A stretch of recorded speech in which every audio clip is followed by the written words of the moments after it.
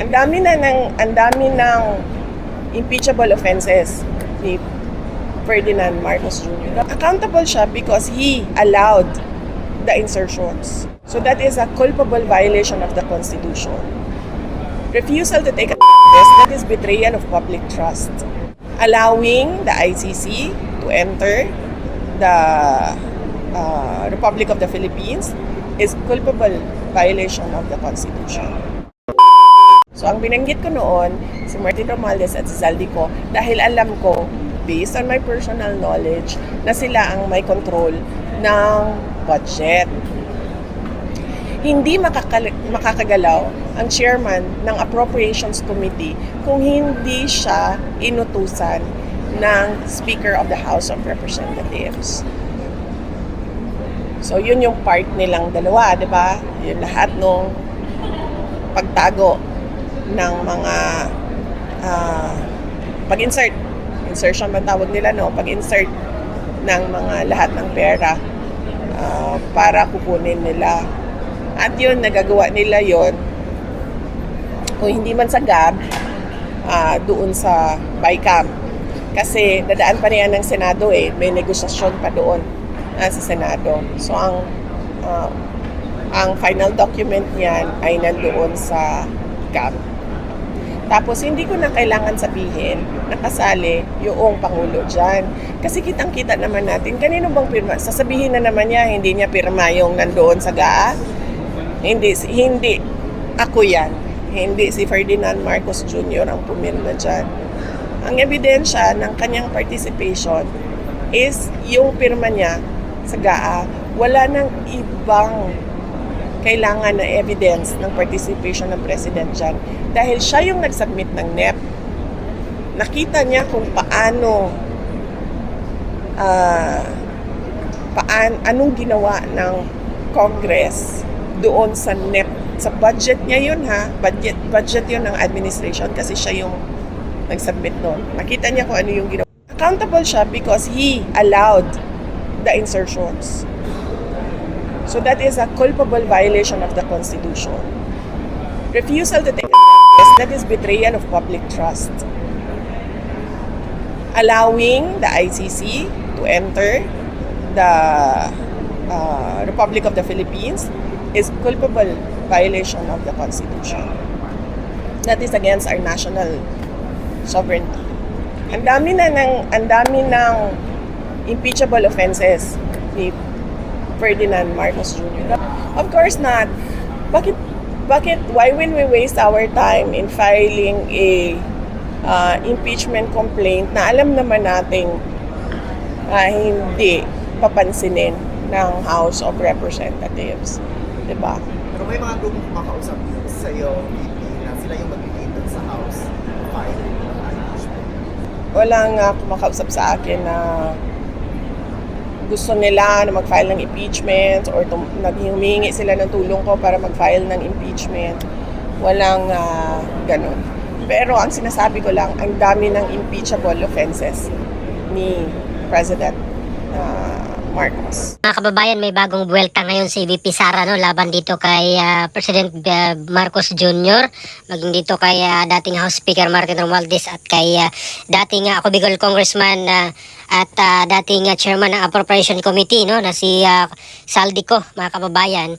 At marami na pong nakita si VP Sara na mga pwedeng ikaso sa kanya, impeachable offenses, mga kababayan, laban dito kay President Marcos Jr. Unang-una dito, yung kanyang pag-allow sa pag-insert ng mga bilyones dito po sa GAA 2025, at yun daw po ay culpable violation of the Constitution. At itong kanyang pagtanggi sa pag-under test, mga kababayan, ay betrayal of public trust. At yung isa, yung pag-allow niya dito, or hinayaan niya na makapasok dito sa Pilipinas ang ICC, na hindi naman po tayo membro na po ng ICC, so panghihimasok na po nila yan sa ating sovereignty. At yun daw po ay culpable violation of the Constitution, mga kababayan. So yun po yung mga grounds no sa impeachment or mga impeachment offenses na nagawa ni PBBM na sinabi ngayon ni VP Sara, pero wala naman pong nag-file or wala po siyang hindi na po siya nag-encourage no na mag-file ng impeachment laban kay PBBM dahil unang-una ay hindi naman daw aaksyonan ng House of Representatives yan mga kababayan no, kagaya nga po ng nag-file yung Duterte Youth Party List na hindi po tinanggap noon ni House Speaker mga kababayan. At yung kay Congressman Kiko Barsaga, kung hindi ko nagkakamali, parang nag-file din po yata po siya ng impeachment mga kababayan. Hindi ko kung ano pong update noon. At aminado naman si VP Sara na walang numbers talaga ngayon ang kung mag-file ng impeachment laban kay President Marcos Jr. dahil lahat po or halos lahat ng mga congressman ay kalinya no ng administration. So ngayong February nga mga kababayan ay muling mag-ano na po yung resume no or pwede ulit mag-file ng impeachment laban kay VP Sara kasi may 1-year ban po nung nakaraan nga at binasura nga po ng Supreme Court yung kanilang impeachment complaint laban kay VP Sara. At dahil minamadali nila, gusto lang mabilis yung proseso ay binasura ng Supreme Court mga kababayan at diniklara po nilang unconstitutional no, yung impeachment laban kay VP Sara. So ngayong February 2026, next year ay pwede na ulit mag-file mga kababayan ng impeachment or panibagong impeachment complaint laban kay VP Sara. At inaasahan na rin po yan ni VP Sara na talagang magkukumahog silang mag-file no, dito ng impeachment laban kay VP Sara kasi nga yung objective naman talaga nila ay gustong ma-out si VP Sara sa mga posibleng tatakbo sa 2028 presidential election dahil nga po dun sa pag ma-convict ka dyan sa impeachment ay hindi ka na pwedeng tumakbo no, ng kahit anong posisyon sa gobyerno. So yun po yung kanyang parusa mga kababayan at yun po yung kanilang target no, na hindi makatakbo si VP Sara talaga sa 2028 presidential election. At sinabi pa ni VP Sara na nung una pa lang no, actually she was very vocal din dito no na yung budget nga po sa Pilipinas ay 2 tao lang po yung may alam at may kakagawan, si Martin Romualdez nga at si Saldico. At ngayon nga mga kababayan ay traidora na sila kasi kumanta na or na po si Saldico at kanyang inilaglag na itong si dating House Speaker Martin Romualdez at si Presidente Marcos Jr. mismo mga kababayan ang sinabi niya na siya yung nag-utos na mag-insert ng 100 billion no?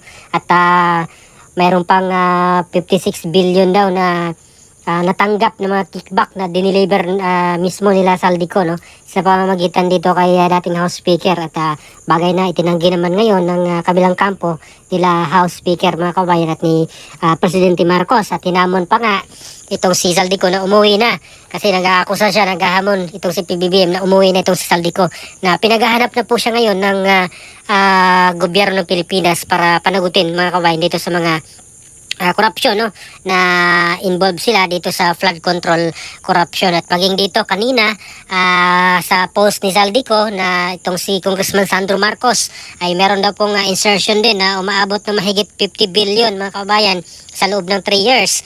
At itong si Congressman Sandro Marcos naman ay meron din pong sagot dito mga kababayan sa buwelta ni Saldico na itong si Saldico daw ay nakikisimpatya sa mga destabilizer, meaning umanib dito sa grupo na nanawagan na mag Marcos resign mga kababayan no. So hindi daw po journalist or truth crusader no itong si Saldico, sabi ni Congressman Sandro Marcos. Siya po ay isang kriminal na umiiwas sa hustisya.